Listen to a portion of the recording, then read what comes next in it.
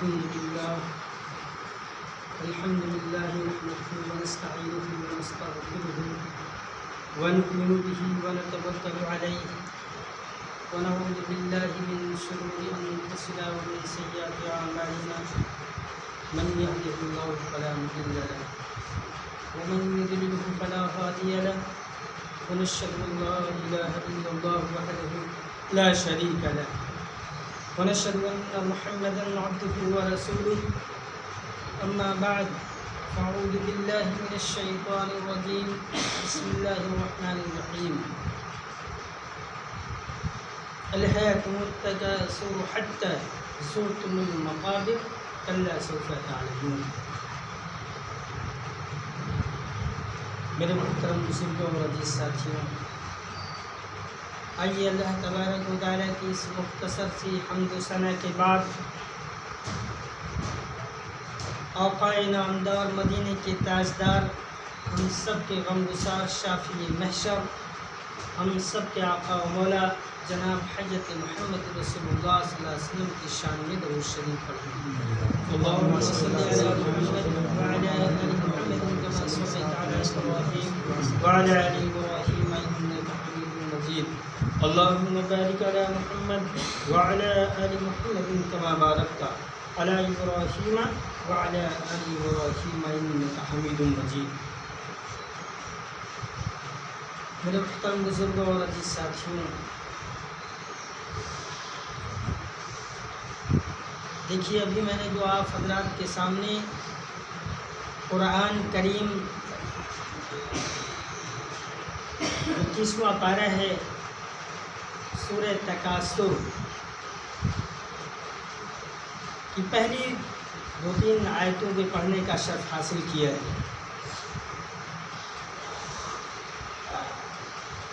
الہاکم التکاثر حتی زرتم المقابر.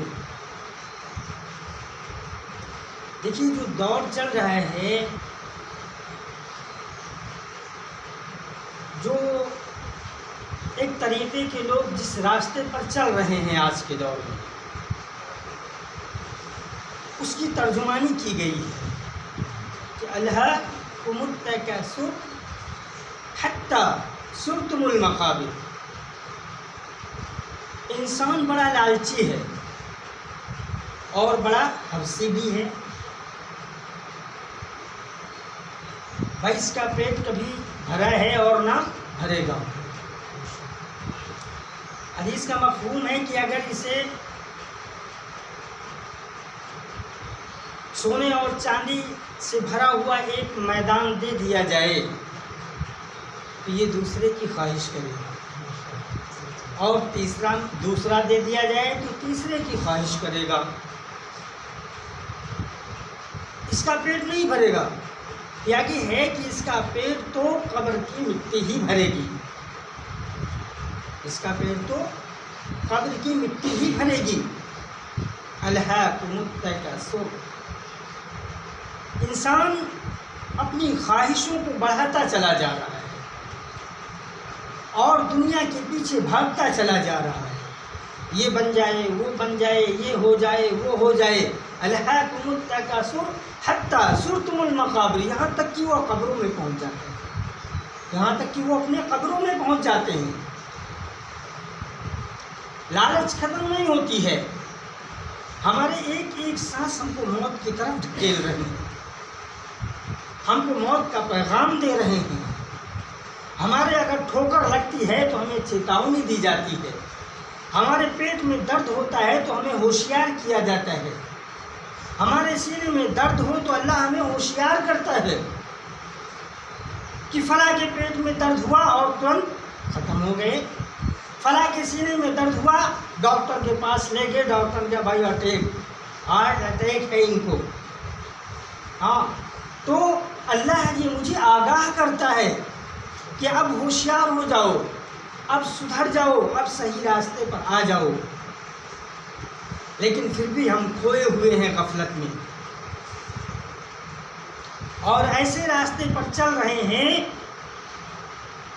جو راستہ کبھی بھی ہمیں سرسبزی دکھائی نہیں سکتا ہے،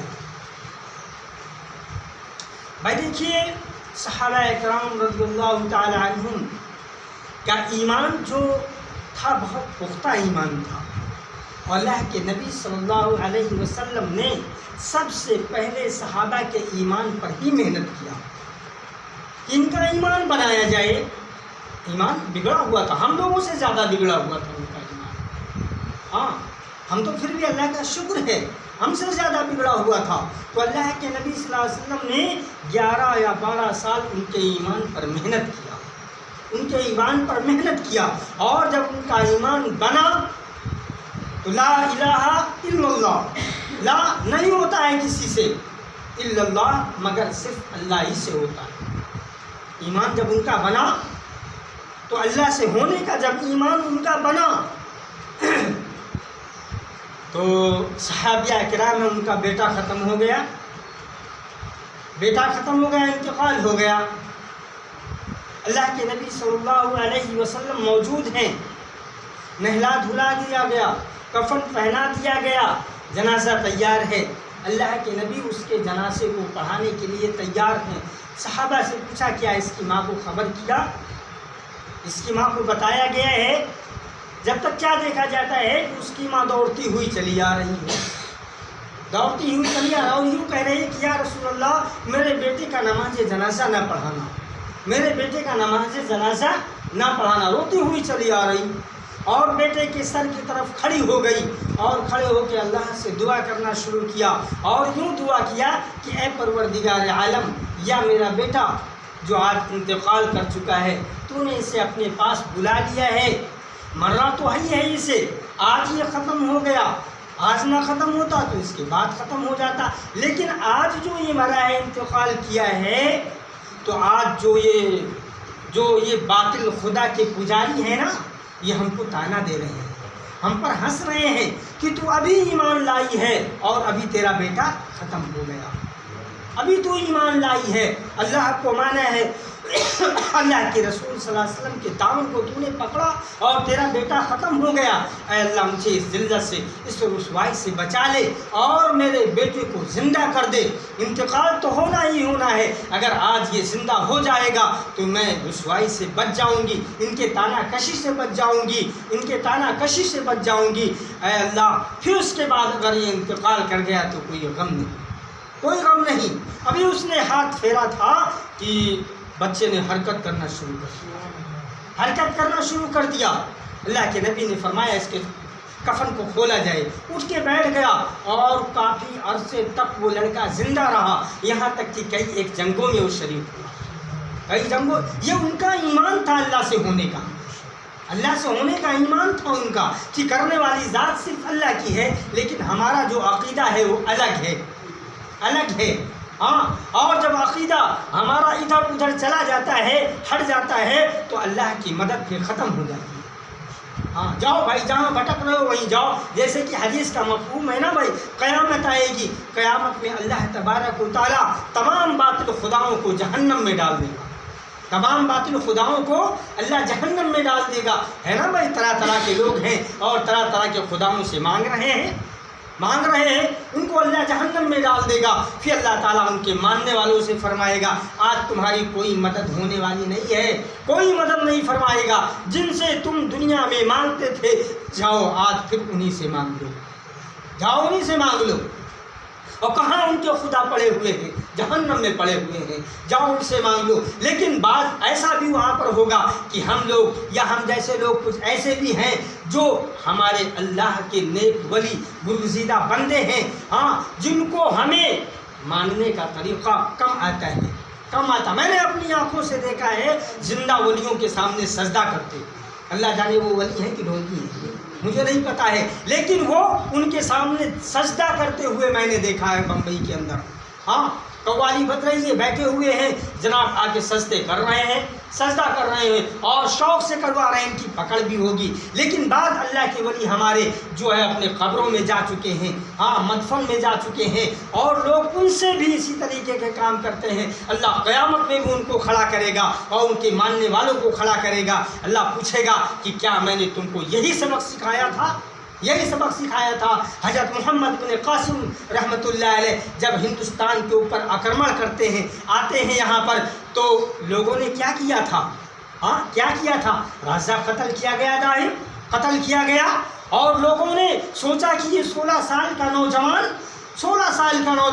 بادشاہ سنبھالا اور ہمارے راجہ کو جو کوئی ہرا نہ سکا، پہلے ہی جنگ میں ہرا کے رکھ دیا، یہ انسان نہیں کوئی فرشتہ ہے، یہ انسان نہیں کوئی فرشتہ ہے۔ لوگوں نے مجسمہ بنایا اور بنا کے اس مجسمے کی پوجا شروع کر، لوگوں نے اس پہ جو ہے چڑھاوے چڑھانا شروع کر دیا۔ محمد ابن قاسم رحمۃ اللہ علیہ کو پتہ چلا، لوگوں کو اکٹھا کیا اور اکٹھا کر کے فرمایا، اے لوگوں یہ بتاؤ کہ تم مجھے چاہتے ہو، مجھے مانتے ہو؟ لوگوں نے برجستہ کہا کہ ہاں بالکل ہم تمہیں چاہتے ہیں، بالکل مانتے ہیں۔ تو فرمایا کیا جس میں میں راضی ہوں اس میں تم راضی ہو؟